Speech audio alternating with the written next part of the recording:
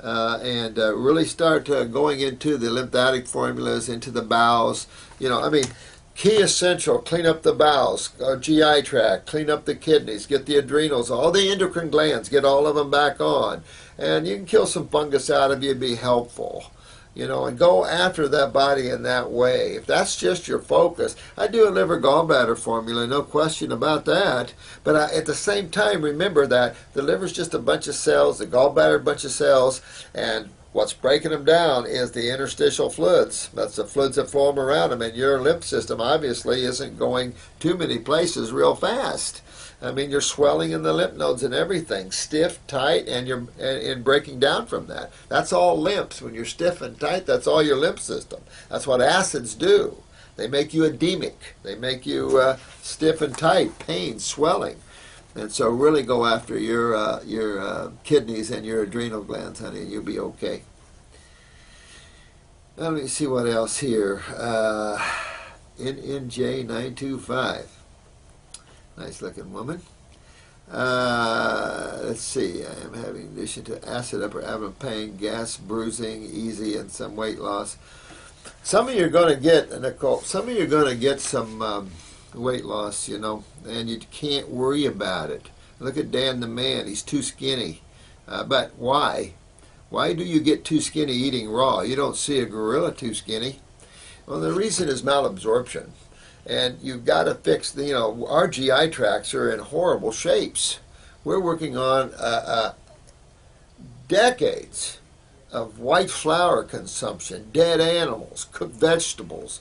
I mean, for those that are out of the islands, we have no chance, because look at what our past generations have been eating recklessly.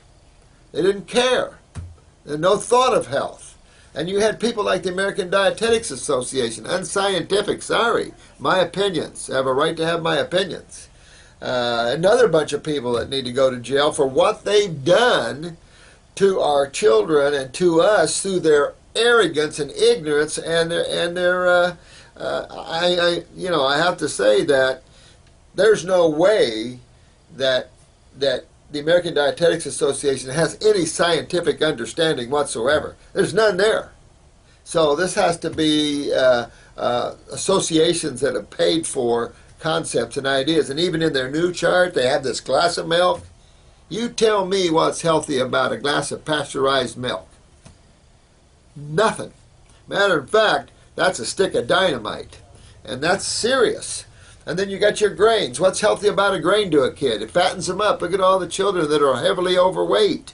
Their adrenals are so shot they can't deal with sugar metabolism. They can't deal with starch. What's healthy about a starch? Why do we give starches to hogs and cattle? This is the problem. If you want to do anything, put alfalfa on the plate. This is the problem. I remember that black principal in Alabama or Georgia. She decided to take all that crap and put a lot more fruits and vegetables. Her school was on the last academically of the state. Now it's at the top. Kids don't call off. Kids are bright. Kids are never sick.